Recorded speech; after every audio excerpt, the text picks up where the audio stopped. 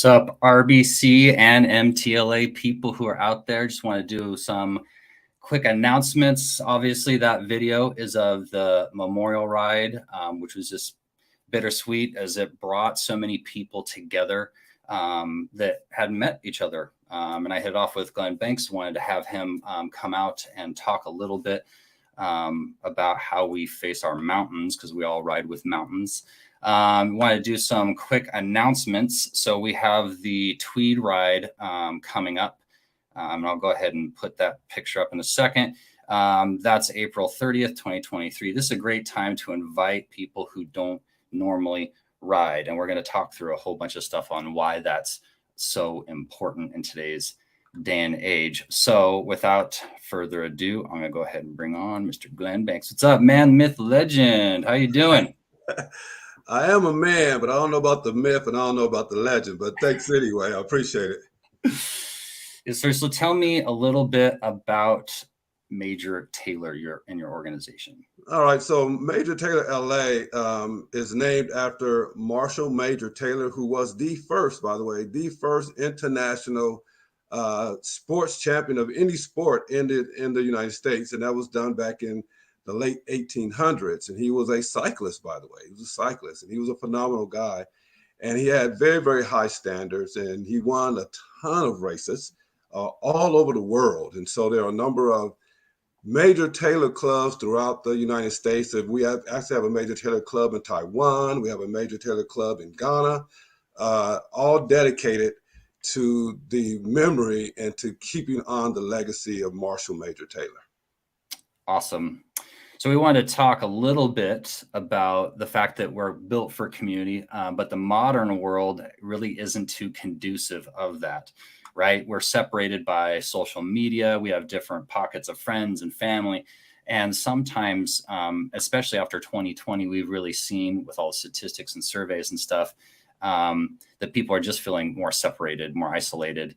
Now, I want to do, when we talk on this topic and being welcoming, saying hi, we don't want, any drama, and we don't want any creepers out there. It's like, hey, tell me about your life story, right?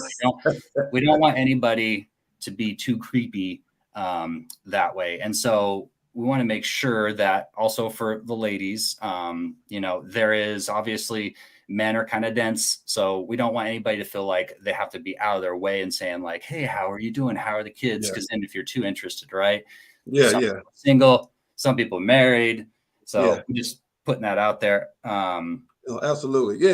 It's, one of the things that we at M.T.L.A try to pride ourselves on is being welcoming, and so just making sure that everybody feels very comfortable riding with us regardless.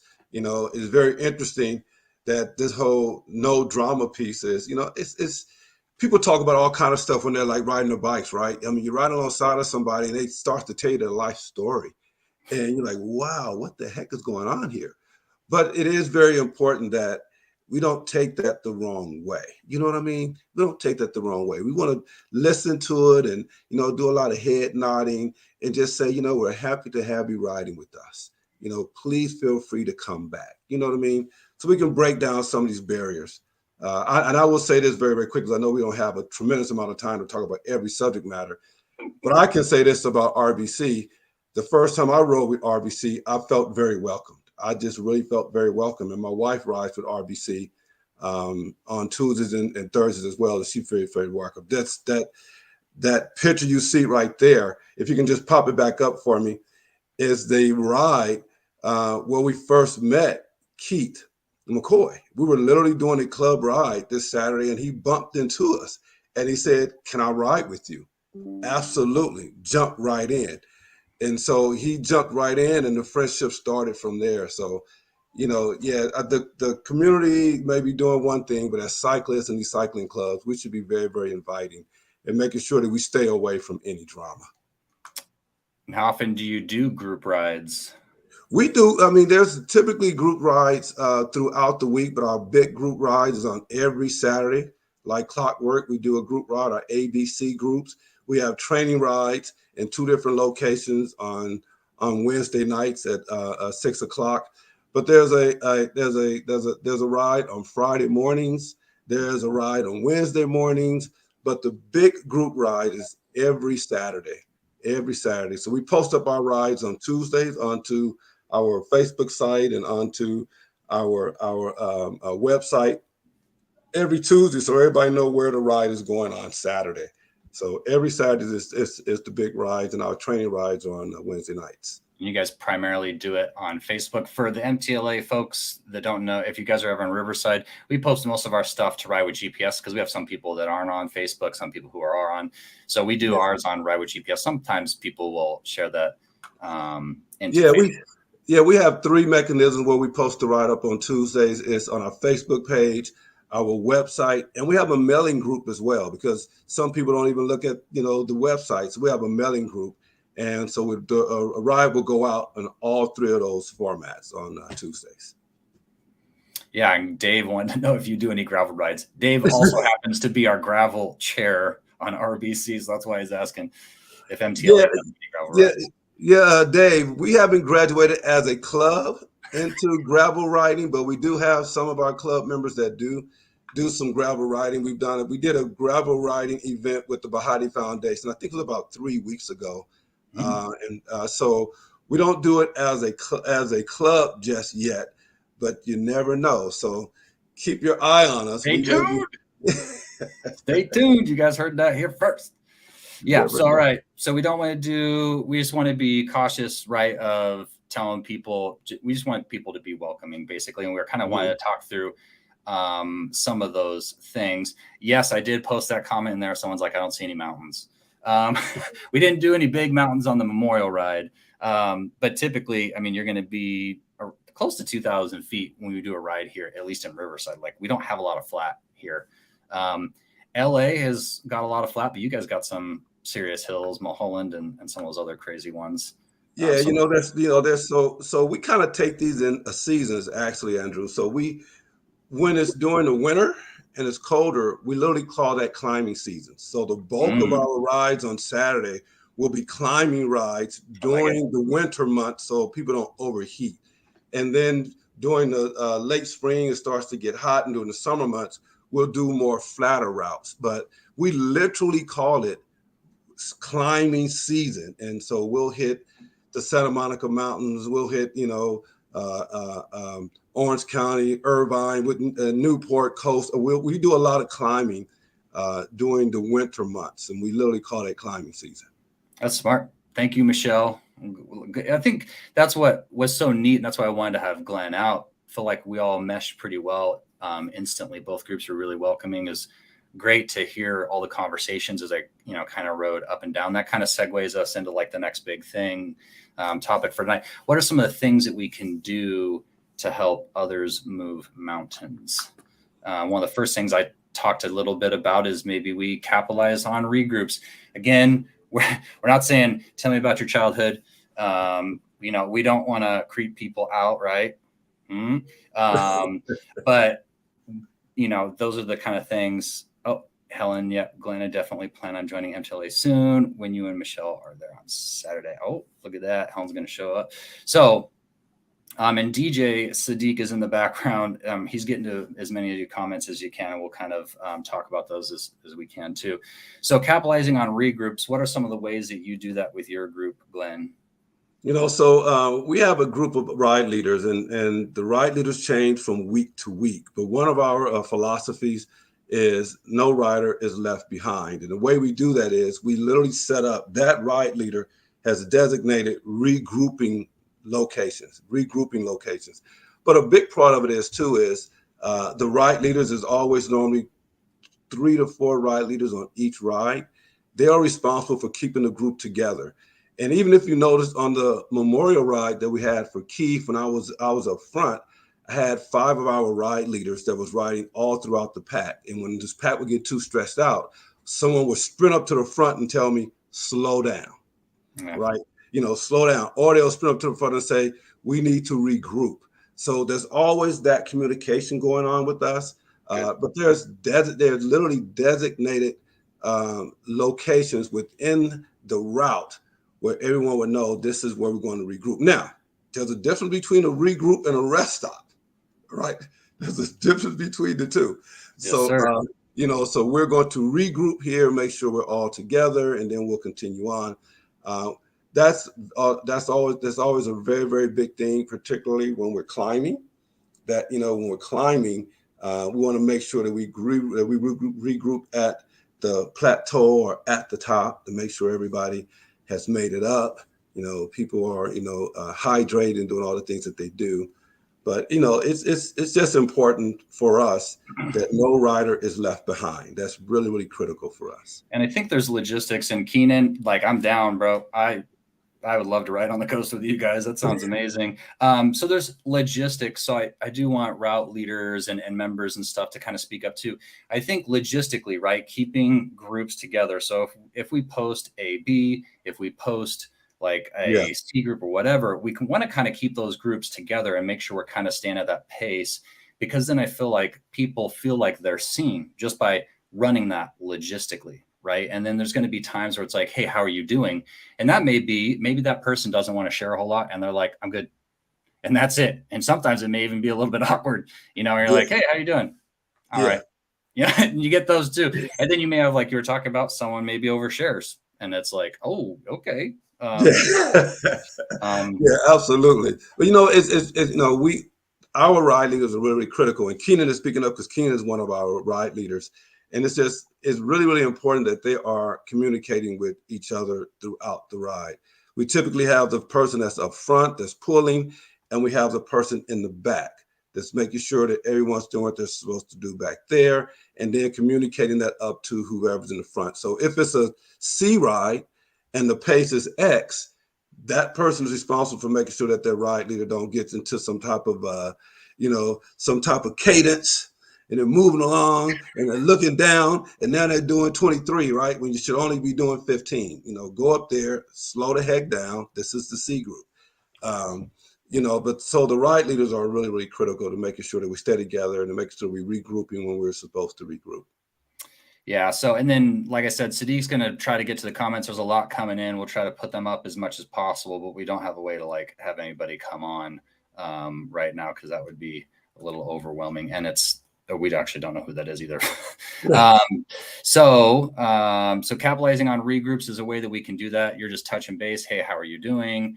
I think a double pace line helps keeps group together. No, that's good too, because you can kind of rotate. There's gonna be times where you can do it, and there's gonna be times where you can't do it. And obviously, the size of the group really dictates that too. Yeah. If you're a group of 4, you're gonna have people honking at you. But like the Memorial Ride, we were like 200 people, I think. I mean, it was huge. Yeah. And one of the things that we kind of talked about was that second family, right? Someone to talk to that's outside of your friends, outside of your family. They're just a person that you ride with, that you can talk to. This is a picture of you and Keith talking. You want to talk a little bit about that? Yeah. I think that picture. I think I took that picture. Keith and I was riding out to Diamond Lake. I think that's a ride to Diamond Lake one morning, and Keith was like that second family to me. We talked about everything on that bike, man, and stuff that that's just between Keith and I. Keith was not my brother by blood. He was not my cousin. Not that guy, but he was my friend. He was my buddy, and we talked about just all kinds of stuff while we're on the bike. He would often enough, we'd be riding along and get into a real heavy subject matter.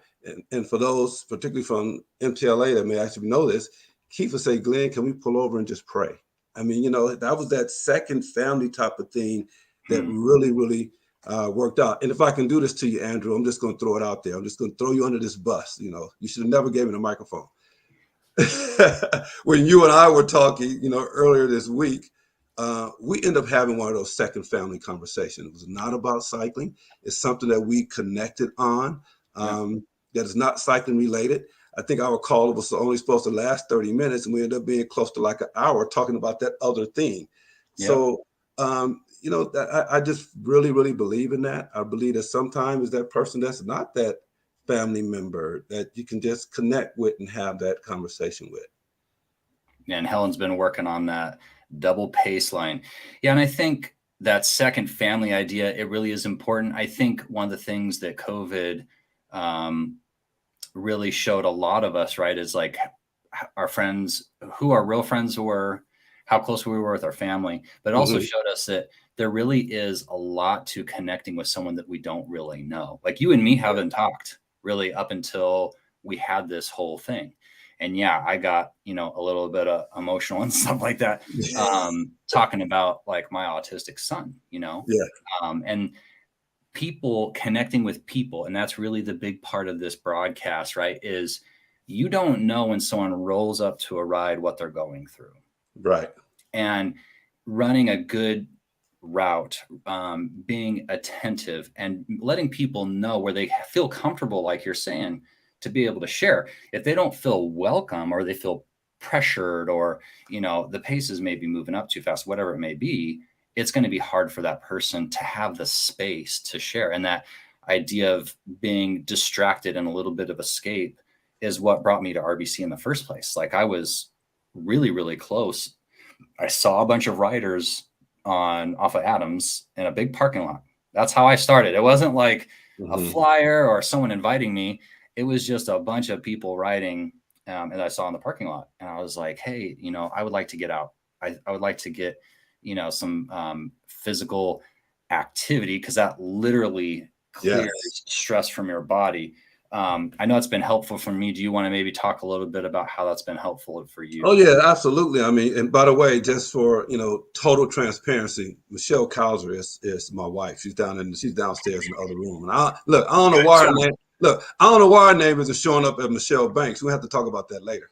But Michelle Kauser is my wife. So yeah, I mean, she would tell you, my wife would tell you that I'm a huge extrovert. I'm a huge extrovert. So when COVID hit, you know, and everything just kind of closed in. I needed some type of distractions and some type of getaway, and it was just her and I. We were riding together. Obviously, she's a cyclist, but that's when I bumped into Keith. I mean, it just so happened when COVID hit in 2020, Keith and I ended up in the IE. We ended up living 3 miles apart, and boy, you talking about a stress reliever. Getting out on that bike. I mean, good grief! It just released. I mean, I just felt lighter. I mean, I just felt just it's that riding, man. I don't know how to. I really don't know how to describe it. It is a huge distraction from all the stress and stuff that goes on in our daily lives, and whether we're have jobs and are working or whatever that is, something gives us some amount of distress, and cycling is a great distraction for that, right?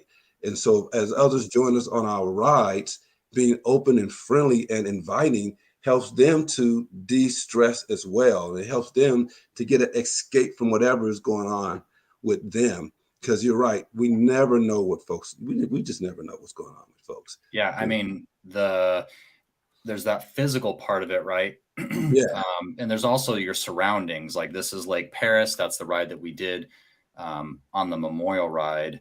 yeah, Um, and that was also the ride that was another Glenn selfie. So that was a ride we did on Keith's birthday in 2021. Again, his favorite route for his birthday. Where did Keith want to go?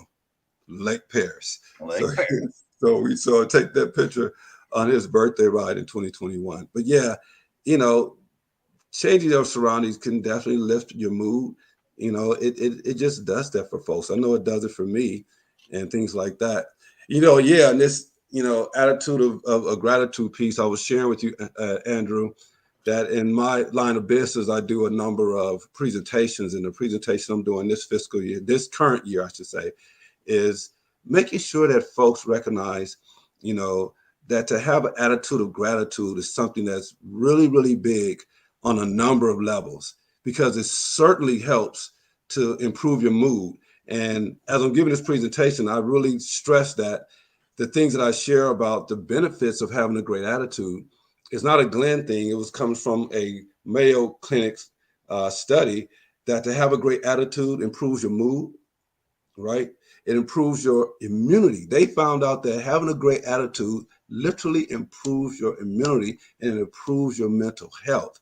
So, man, I'm grateful when I'm actually riding my bike. Look, I'm doing something that a lot of people just cannot do.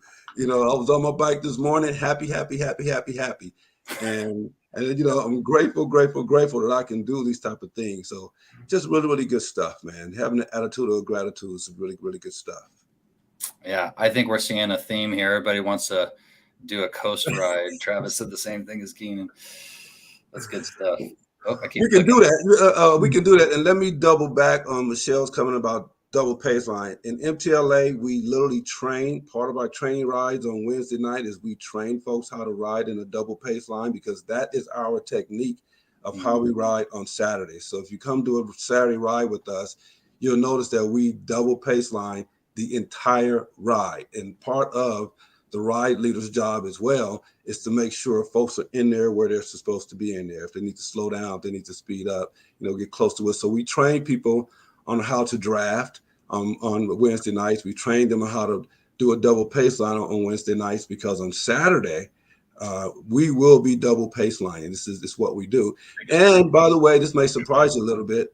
We literally double pace line with a group up to 40, 50 people. We train them that way, so that we're making sure that we're being safe. We feel like the double pace line is the safest way to ride. Yeah. We actually have participated, and we do every year, in this training called Cycling Savvy. You can kind of look that up. It's a training program. You can do it online. We actually invite the guy, and he does it for us face to face. But he says out loud, the double pace line is the safest way to ride. Yes. So that's exactly what we do. And I think so. Cycling savvy is something we always push out to the members too. But I'll probably touch base on logistics, because I think us having some attention to detail and stuff like this, it makes it easier for people to connect. That idea of, like, you know, when you're out and it really is unexplainable. And sometimes people really, when I try to explain to people who don't ride, they don't get it. But like Dave said, it's like, it's a beautiful day. You're out with friends. And even if it's not a beautiful day, last time I went riding with Dave, he's like, oh, I hate the rain. And I was like, every day that we're riding is a good day to ride, you know, good day, period. Yeah. Look, Dave, I rode during the winter, you know, with winter clothes on and super bundled up, doing solo rides, and I was actually still grateful. Now, don't get me wrong; it was cold as heck when I was leaving the house. When I was leaving the house, it was like 32 degrees, and I was just really, really cold. And my wife wouldn't get up and go with me because she said it was too cold. But I was still very grateful that I was out there, being able to have some time on the bike, you know, and just, even though it was crispy and cold, I just, you know, it just, something about riding that just makes me, that I'm very thankful for. Just very thankful for it. 100%. And I would say too, for those of you guys who are watching, whether it's live or after the fact, like, this is the screenshot to take as a reminder. And that the point of this really is to encourage people to come out, because it may not change the world, but you may change a person's outlook. Absolutely. And we never know how big of a deal that's going to be. There's a lot of times where I feel like people feel like we can't make a difference, and so we don't ever try. And I feel like the more we try, the fact that it'll be guaranteed. Maybe we don't know how big of a difference you made on that one person's life. Maybe they didn't ever ride with you, but maybe they rode later in a different state. Maybe they moved or whatever. But I feel like that's one way that we can, in turn, change the world, is just one person's outlook at a time. Yeah, and you never know what someone is going through. I've been talking about that a lot. Yep, some of the best people I've met been on a bike. That's true. And like, what a wild, when you think about all the people you meet on a ride, most of those people, you would have never met them any other way. Like surgeons and doctors and car salesmen. And like, it's just, if you got a bike, you're welcome. And there's not a lot of things that bring people together like that. Yeah, no, you're absolutely right. I mean, I can name, I won't, but I can name a number of people that I've met cycling that's literally come up to me and said, you know, being part of this cycling club is the greatest thing that actually happened to me. I've met my new brothers and my new sisters and my new best friend and my new whatever riding this bike, and it's literally changed their life. We had one cyclist that said they had never traveled out of the state until they traveled with us on a cycling trip. Can you imagine? They had never left the state of California until we went as a club to a cycling event in Atlanta, and they traveled with their bike, and they were in Atlanta. It was like, I'd never done anything like this before. and it changed their outlook. And now they travel with their bike everywhere.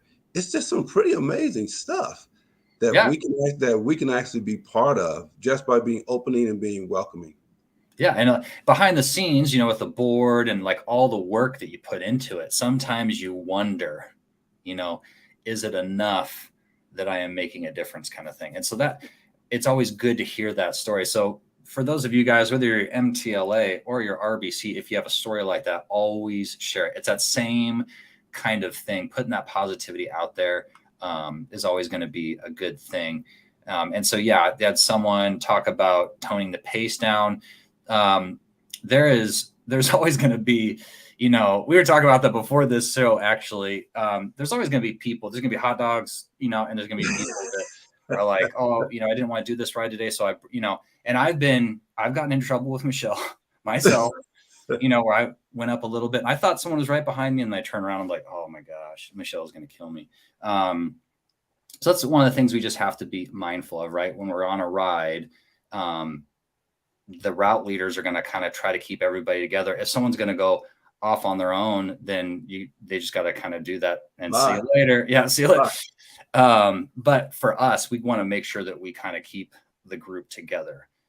Just so that when that first person is trying to move up a level, from, you know, whatever group to the next level up, we don't make them feel like, nope, this is not the spot for me.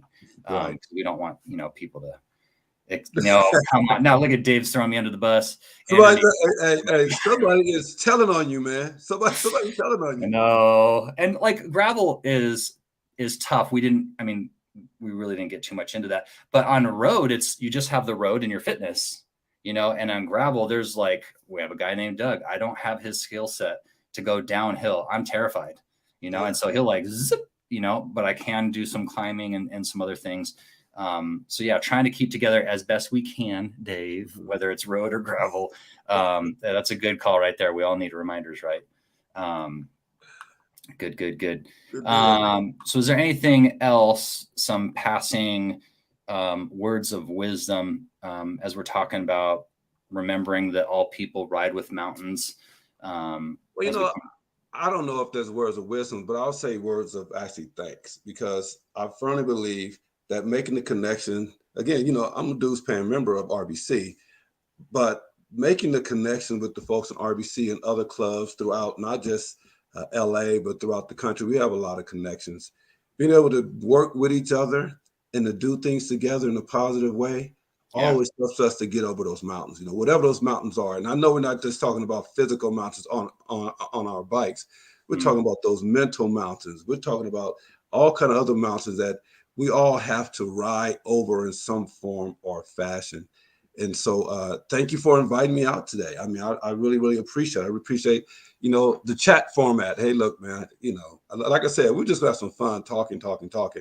But again, man, I don't know if there's words of wisdom, but whatever it is for me, is getting out with the club, getting out riding with somebody, or being able to have those second family conversations to help us get over those mountains, whatever they are in our lives, whatever they are on the bike, whatever they are financially, whatever they are mentally, you know, just figuring out ways to get over that mountain and just never giving up. Yeah, and I would say on my side, I think one of the things that we've moved away from culturally, if you think about all the different institutions and things that talk about investing money, we don't ever talk about how important it is to invest in each other. And I feel like if this country could get back to that, without getting too much on a pedestal here, and I think even, in a small way, just cyclists coming together. And I do feel there's a beautiful unity in that, where you got a bike, I got a bike, let's go bike. Right. And it was seamless, right? Like we all showed up as two separate, pretty big groups that just came together and were able to ride because all of us had an appreciation for you matter, you know. And when you started that whole ride, you're like, tell someone you love them. I thought that was beautiful. And what a freaking cool thing to be like, it doesn't matter where you're from, what you've done, you know, it's like, you know, you matter in your scene. And that was just such a cool way to start a bike ride. Cause one of the comments, you know, one man's hill may be another man's mountain. We don't know, or woman. Right. Right. And so just being there is just a really cool thing. And yeah, tons of second family conversations have just been really, really cool. So I guess this will be us signing out. We went a little over 30 minutes. It seemed like it went really fast. It did, man. It did go fast. Thank you so much for coming out and talking, Glenn. And for all of you guys watching, when in doubt, pedal it out. Pedal it out.